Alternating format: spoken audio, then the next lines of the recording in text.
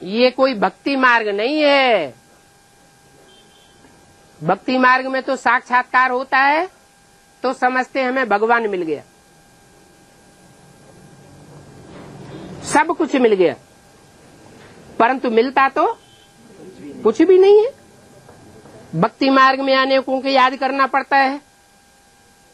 यहाँ तो ऐसी बात नहीं है, यहाँ तो प्रैक्टिस करनी है और सबको भूलना और एक बाप को याद करना।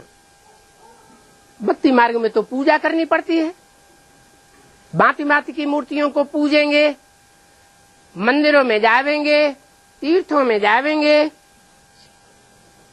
लौकिक बाप के होते हुए भी पारलौकिक बाप को भक्ति मार्ग में कहते थे, बाबा आप आवेंगे तो हम आपका बन करके आप से ही बरसा लेंगे। अभी देखो बाप आया हुआ है, एक कान से सुनते हैं और दूसरे कान से निकाल देते हैं।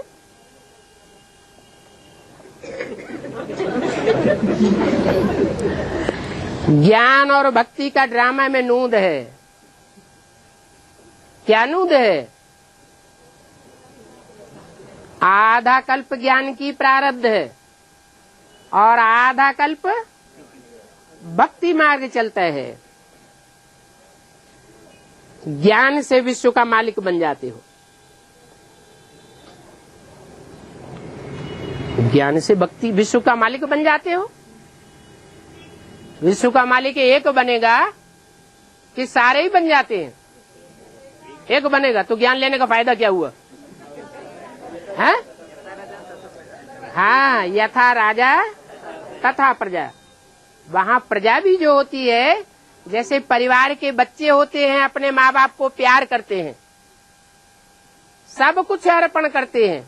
बाप बच्चों को सब कुछ अर्पण करने के लिए तैयार रहता है, सुख दुख में साथ देता है।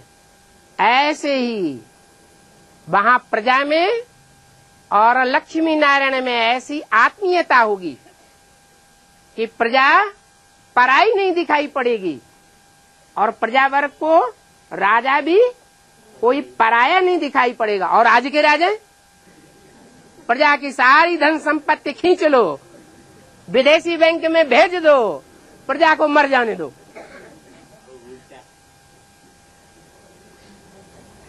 तो बहुत अंतर है नई दुनिया में और पुरानी दुनिया में। भक्ति से सारे विश्व का तुम गुलाम बन जाते हो और ज्ञान से तुम मालिक बन जाते हो।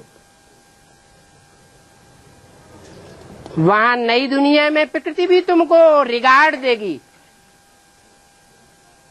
यहाँ तो प्रकृति भी तामसी बन करके तुमको ठोकरें लगाती है।